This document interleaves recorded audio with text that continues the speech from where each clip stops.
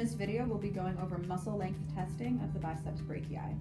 Patients should be supine at the edge of the table with their elbow flexed and the shoulder in full extension. 0 degrees of abduction, adduction, and rotation of the shoulder, and the forearm pronated. The same as range of motion, you are using the lateral epicondyle humerus as your fulcrum, the lateral midline of the humerus as your proximal arm, and the lateral midline of the ulna as your distal arm. So when you're testing, you are ensuring that you are stabilizing the humerus to maintain that extension and asking the patient to go into elbow extension while ensuring that they maintain that forearm pronation. You end the test when you feel resistance or if you feel that any additional extension will cause shoulder flexion.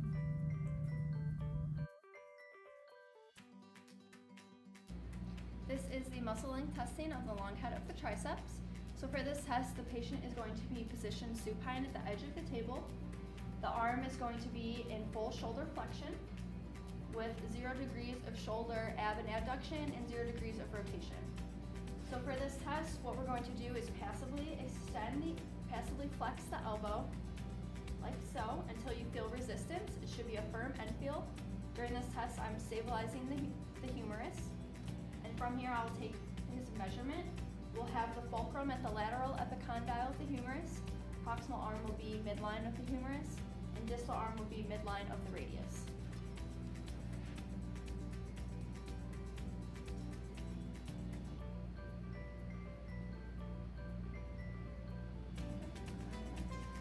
We're at 141 degrees of elbow flexion. This is the muscle length test of the wrist flexors.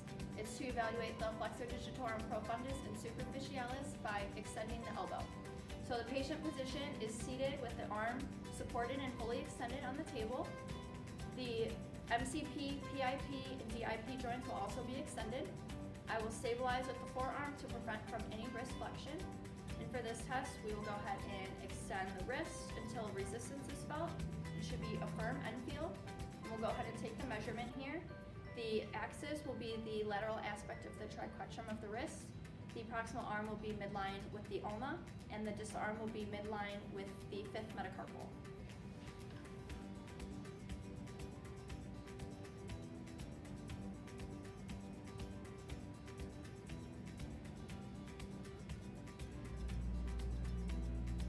.97 degrees of wrist extension.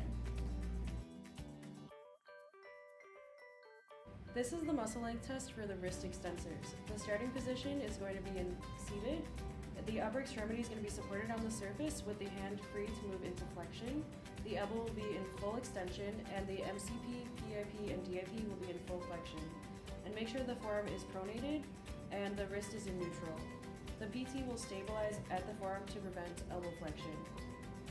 The testing motion, you're going to hold the MCP, PIP, and DIP joints in full flexion while flexing the wrist. The end of the testing motion occurs when resistance is felt and additional wrist flexion causes the fingers to extend or the elbow to flex. The normal end feel is firm. The axis will be the lateral aspect of the wrist over the triquetrum. The proximal arm is going to be lateral midline of the ulna, and the distal arm is lateral midline of the 5th metacarpal.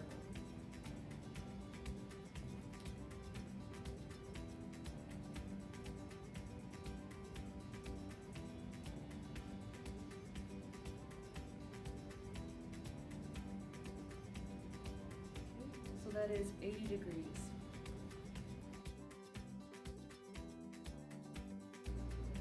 This is the muscle length testing for the metacarpal phalangeal flexors. So the starting position, the patient will be sitting with the upper extremity supported on the surface, forearm in neutral rotation with the wrist in neutral. You're going to flex the MCP, PIP, and DIP joints and stabilize the metacarpals and carpal bones to prevent wrist motion.